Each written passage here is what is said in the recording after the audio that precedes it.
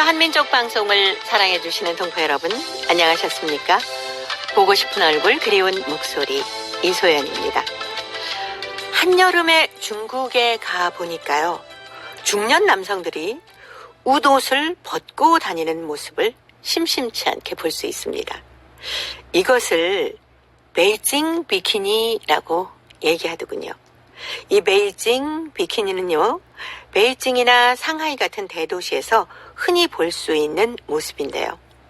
중국에서는 배를 가리키는 복자, 그리고 행운을 의미하는 복자의 발음이 같아서 배를 드러내는 것이 복을 불러온다, 이런 이유 때문이라고 합니다. 그래서 여름철이면 배를 내놓고 다닌다라고 하는데요.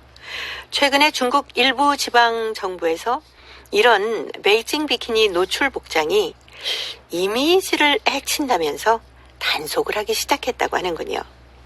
오랫동안 중국인의 문화로 자리 잡은 베이징 비키니가 과연 얼마나 개선될 수 있을지 보고 싶습니다. 자, 오늘 첫 곡 홍진영의 노래 준비했습니다. 월량 대표 아적심.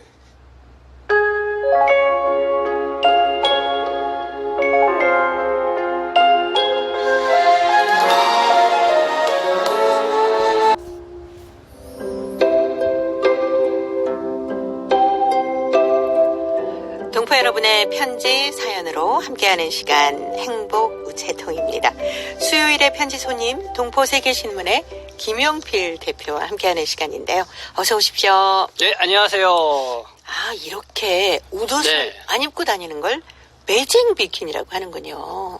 베이징 비키니. 네. 아니, 비키니는 여성들이 수영장에서 입는 거 아닌가요? 그것도 해수욕장에서?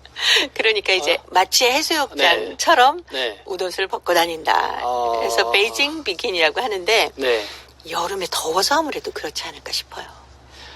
그러니까 더우니까 네. 우통을 벗고 다니는 거를 네. 베이징 비키니로 네. 얘기한다는 거죠. 그리고 배를 내놓고 네. 다니는 게 배하고 복자하고 비슷하기 때문에 복이 온다. 이렇게 해석을 하고 있는데 동포들 사이에서도 가끔 이런 모습 보는 것 같아요.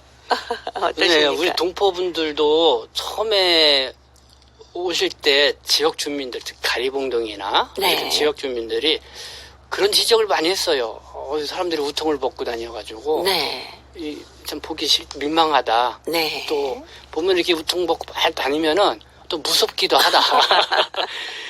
그렇게 하는데, 근데 좀 중국 같은 경우는 특히 베이징, 뭐 상하이 대도시 같은 경우는 그냥 이렇게 벗고 다니는 게 좀 네. 뭐 문화 습성 이렇게 된 것 그렇죠. 같아요. 습관, 관습. 네. 네. 근데 뭐 거기는 정말 한여름에는 36도 뭐 거의 40도 육박한다 그러니까 엄청 덥죠.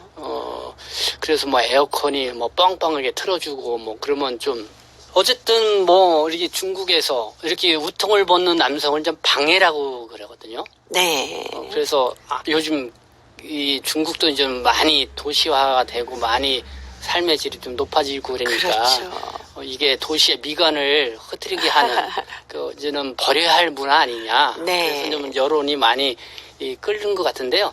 근데 정부 측에서는 뭐 옷을 벗고 다니는 걸 금지하고 또 벌금까지 매기도록 법령으로 네. 강력한 의지를 보이는데 뭐 여론은 아마 찬반이 뜨겁게 이르고 있는 것 같아요. 그렇겠네요. 네.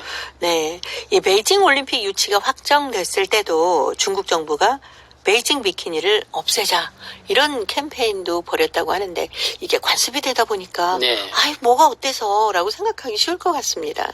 그러니까 한 사람이 그런다고 하면은 네. 좀 뭐 안 좋겠죠. 근데 네. 그게 일상화돼 버리면은 뭐 하나의 그 문화로 되면은 쉽게 버려지지가 않죠. 그렇습니다.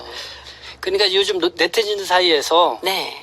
에어컨을 켜는 것보다 차라리 그렇게 셔츠를 벗고 그렇게 다니면 이산화탄소 배출도 줄어들고 환경에 더 좋은 거 아니냐. 네. 그 논리가 상당히 또 설득 있게 이제는 펼쳐지는 거예요. 그래서 지금 중국 정부가 이 베이징 비키니를 없애려고 하는데 그게 과연 없어지려는지 좀 더 지켜봐야 될 것 같습니다. 네. 이 문화라는 게 시대에 따라서 달라지지 않습니까? 좋은 풍습은 계속 이어가고 좋지 않은 모습들은 좀 개선해 나가는 게 좋겠다. 이런 생각들이 좀 널리 퍼졌으면 좋겠네요. 어쨌든 뭐 중국 사람들 의식 속에 네. 이 배를 내놓는 거를 하나의 자기의 용맹함을 드러내고 네. 아까 말씀드린 것처럼 그냥 복을 가져온다 네. 뭐 이런 것들이 좀 있어서 제가 볼 때는 쉽게 없앨 수 없지 않겠는가 하는 생각을 네. 가져보거든요. 네. 근데 보니까 동남아 지역에 그 더운 지방에 사시는 분들 네. 거의 이 베이징 비키니 같은 모습으로 많이들 다니시더라고요. 그곳에도. 동남아나 이렇게 아프리카에 사시는 분들은 아마 한여름에 옷을 거의 안 입고 다니지 않나요? 그렇죠. 네. 그러니까 거기는 뭐 옷을 그렇게 필요로 하지 않는 거죠. 뭐 사시사철 늘 더우니까. 그렇죠. 어쨌든 중국이 이만큼처럼 많이 뭔가 문명적으로 발전하기 위해서 또 어떤 외부의 시선이 네. 또 관광객들도 많이 들어오면서 이제 그렇죠, 그런 게 그렇죠. 눈에 띄는 게 거슬려 그러니까 이렇게 이제 극단적으로 이제는 이걸 법적으로 정해서 네. 없애겠다 이렇게 나온 건데요. 근데 이걸 보니까 그 한참 이 한국 사회에도 여성분들이 이제 미니스커트 단속 많이 했잖아요. 네. 그러다가 그렇죠. 예, 네. 그러다 풍속을 져야 한다. 그래서 네. 했었는데 지금 뭐 미니스커트 입고 다녀도 누가 뭐라 그럴 사람 없잖아요. 네. 아마 이 문화에 관한 것은 그동안 오랫동안 전래되어 오지 않았습니까? 그러니까 아마 그것이 고쳐지는데도 꽤 많은 시간이 필요하지 않을까라는 생각이 드네요. 자, 이제 수요일에 행복우체통에 또 어떤 사연이 들어와 있을까요? 중국 길림성 연길시 김희진 학생, 나는 자랑스러운 조선족이다 라는 글인데요. 제가 먼저 소개해드리겠습니다. 2년 전의 일이다. 나는 친구들과 함께 선생님이랑 심양에 갈 기회가 있었다. 그때 우리는 심양의 고궁에 다녀왔다. 5월의 밝은 햇살 아래 고궁의 아름다운 건물은 우리에게 신비하게 다가왔다. 지금도 잊혀지지 않는 것은 선생님과 주고받은 이야기다. 심양의 고궁은 400년 전에 지은 청나라 최초의 황궁이라고 했다. 청나라는 만족이 세운 나라로 300여 년이나 중국 대륙을 통치한 강성한 나라였다. 우리의 눈을 사로잡은 것은 알아볼 수 없는 꼬불꼬불한 문자들이었다. 우리는 호기심을 못 참아 선생님께 물었다. 선생님, 이 간판에 써진 글은 무슨 글자예요? 그건 옛날에 만족들이 쓰던 만족어란다. 하지만 지금은 이 언어를 읽거나 쓸 줄 아는 사람이 100명도 안 될걸. 호기심으로 가득한 우리들의 눈에서는 빛이 반짝이고 있었다. 왜 지금 만족어를 쓰는 사람이 그렇게 적어요? 만족어를 쓰던 민족들은 만문과 한문을 같이 쓰다가 점차 이 만문을 포기하고 한문을 썼단다. 지금은 청나라의 역사와 풍속 같은 자료를 이렇게 번역할 사람들이 거의 없어요. 그래서 만족 연구가 중단될 위기에 놓였다고 그렇게 들었어. 선생님의 이야기를 들으니 너무 아쉽다는 생각이 들었다. 언어는 민족의 어리고 정신이란다. 우리도 우리의 언어를 쓰지 않고 홀씨하면 만족처럼 이렇게 될 수가 있어. 언어는 마치 민족의 등불과도 같다. 언어를 잃으면 민족의 등불은 오래가지 못하고 꺼질 것이다. 우리 조선말은 우리 조상들이 아주 오랜 기간 자연과 소통하면서 만들어진 말이다. 세상의 모든 소리와 형태를 그대로 말할 수 있고 세상에서 가장 아름다운 말이라고 한다. 이 말을 다 담을 수 있게 만들어주신 세종대왕님. 우리 글, 조선글을 배우기 쉽고 읽기 쉽고 알기 쉬운 우수한 문자라고 설명해 주시는 선생님. 이렇듯 훌륭한 언어 문자를 가지고 있는 우리는 얼마나 자랑스러운가. 이런 말과 글을 쓰는 나는 조선어의 주인, 자랑스러운 조선족이다. 라는 글이었습니다. 아유, 소학교 학생이 네. 이렇게 우리 말과 글을 사랑하는 마음을 담아온 걸 보니까요. 정말 가슴이 뿌듯합니다. 정말 이 조선족 동포들이 그 한글 사랑, 조선의 사랑에 대한 그 자부심, 네. 이게 조선족만이 또 중국에서 만족이 중국에서 인원이 한 1,000만 명 정도 돼요. 네. 그러니까 우리 조선족 동포들이 200만이 좀 안 되니까 그러니까 한 5배 이상 인구가 많은. 그렇죠. 그러니까 중국에 한 56개 이제 그러니까 소수민족 중에 네. 장족 다음으로 가장 인구가 많은 게 이제 만족인데 참 언어와 문화가 다 이렇게 뭐랄까요? 중국으로는 네. 동화된 거죠. 그렇죠.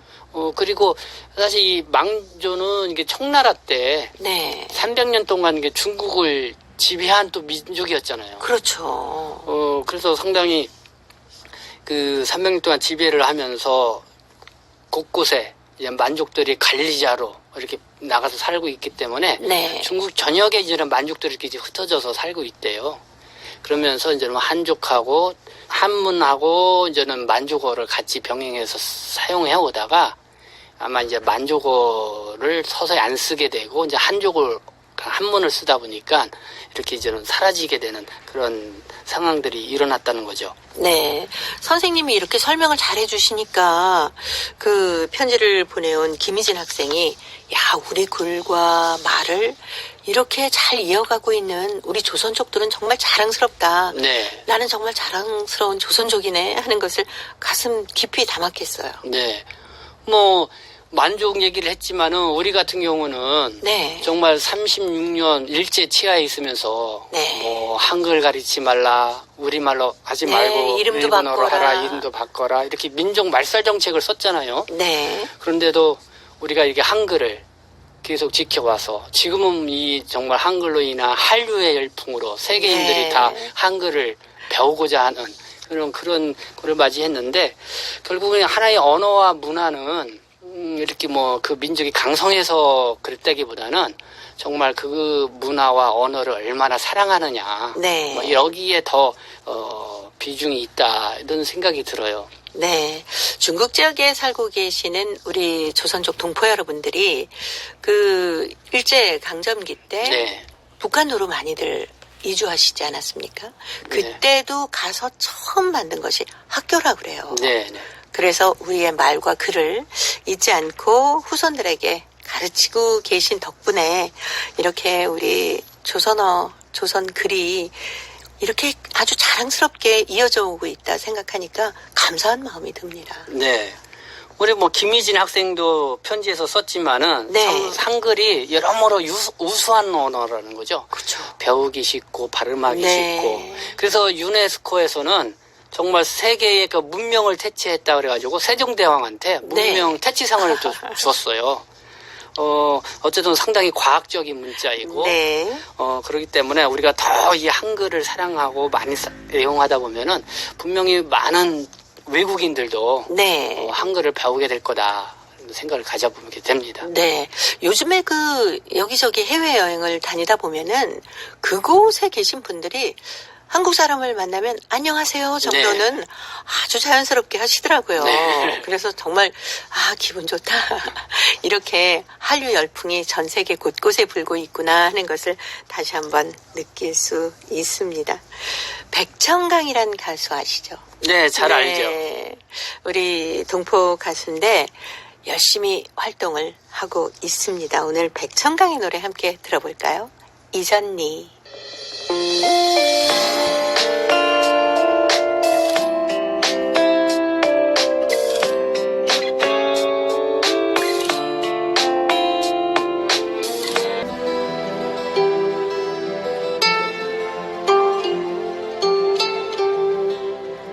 동포 여러분의 따뜻한 사연으로 아름다운 추억을 만들어 드립니다.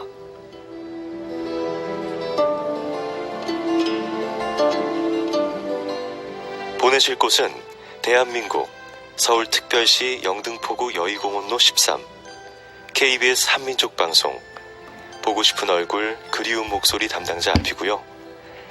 인터넷 주소도 알려드립니다. KBS 홈페이지 www.kbs.co.kr에 접속하신 다음 라디오, 한민족 방송, 보고 싶은 얼굴, 그리운 목소리를 순서대로 클릭하신 다음 청취자 참여 코너에 글을 남기시면 됩니다.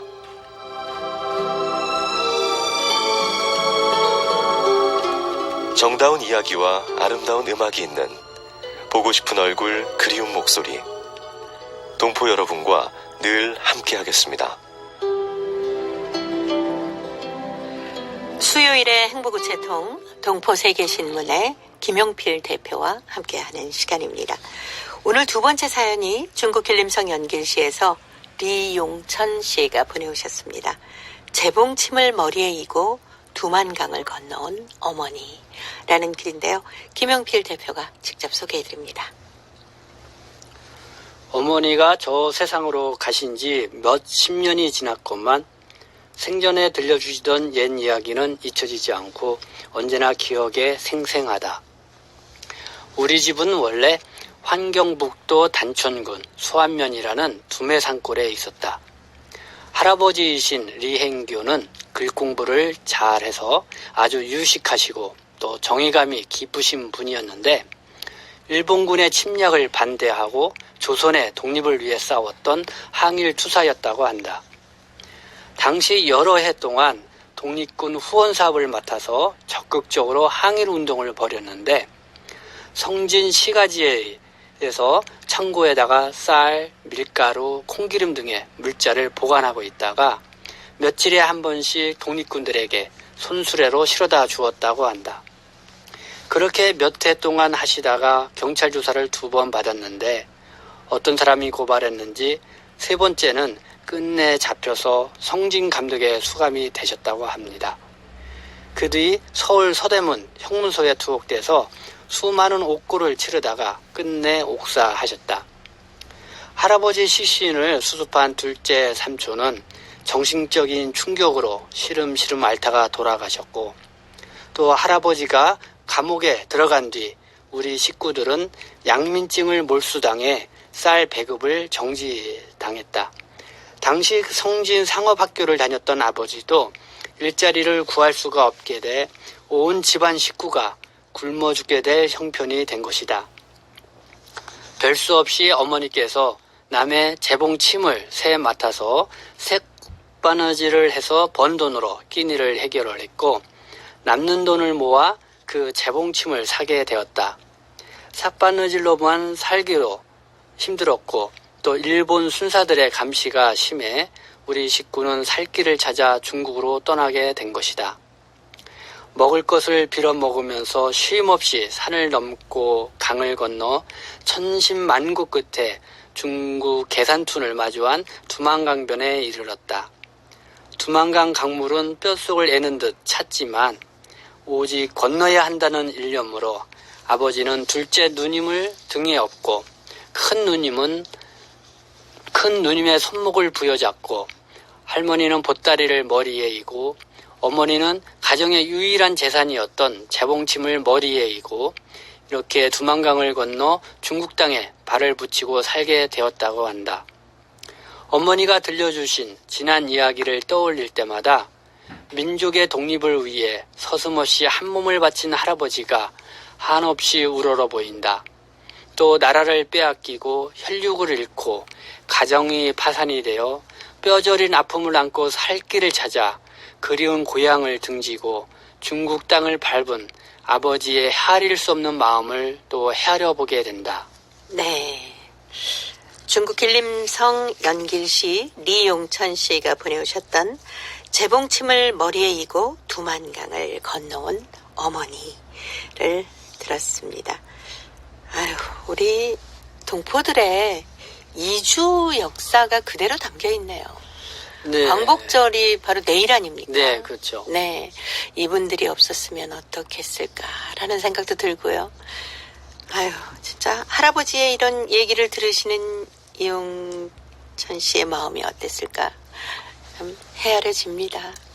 정말 특별히 어머니가 네. 정말 그 와중에도 이 재봉침을 머리에 이고 네. 두만강을 건너가신다는 모습, 정말 얼마나 이 생활력이 강하신 분이다, 네. 이런 생각이 들면서 정말 그 독립군의 집안이 네. 정말 눈물을 머금고 이렇게 두만강을 건너서 중국으로 갈 수밖에 없었던 이런 역사, 정말 강복절을 맞이하면서 우리가 잊지 말아야 할 것이다라는 생각을 가져봐요. 네. 정말 우리 동포분들을 이렇게 그 리용천 씨가 보내준 이런 사연처럼 이런 사연들을 많이들 갖고 계세요. 그래서 이제 그런 사연들을 이렇게 잘 이렇게 지금 정리 좀 해 두셔서 네. 이렇게 계속 후손들한테 전해줄 수 있으면 좋겠다는 생각을 가져봅니다. 네. 대부분이 거의 그냥 빈몸으로 떠나다시피 하지 않았을까 싶어요. 네. 그래서 얼마나 고생들을 많이 하셨겠습니까?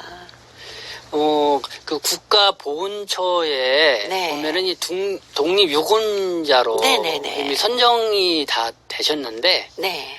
근데 그 후손을 찾지 못하거나 또 후손하고 독립유권자의 확실한 관계를 입증하지 못해서 네네. 그게 이제는 미전수된 분들이 많아요. 네, 그렇죠. 그분들 한 2천여 명 된다고 하는데 그 중에 이렇게 중국 지역으로 가신 분들이 한 1,000여 명 정도 된다고 그래요. 그래서 정말 그 당시에 독립운동을 해서 나가셨던 분들이 여전까지 아직 그 후손들이 를 찾지 못해서 이렇게 서운히 전수되지 못하고 있는 분들도 많이 계시는데, 네. 정부가 좀 더 노력을 해서 한 분이라도 더 그런 서운이 전달이 될 수 있도록 해줬으면 좋겠다는 또 그런 바람도 가져보게 됩니다. 네.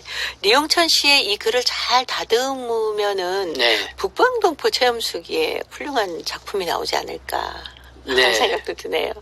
네. 아마 많은 분들이 이런 아픈 이주의 역사도 가지고 계시고, 그리고는 고국에서 살고 있었다면 광복절의 기쁨을 함께 누리셨을 텐데, 네. 그 이국 땅에서 광복의 소식은 들으셨을 거 아닙니까? 그때 마음이 어떠셨을까? 참 가슴 아픈 우리 민족만의 역사네요.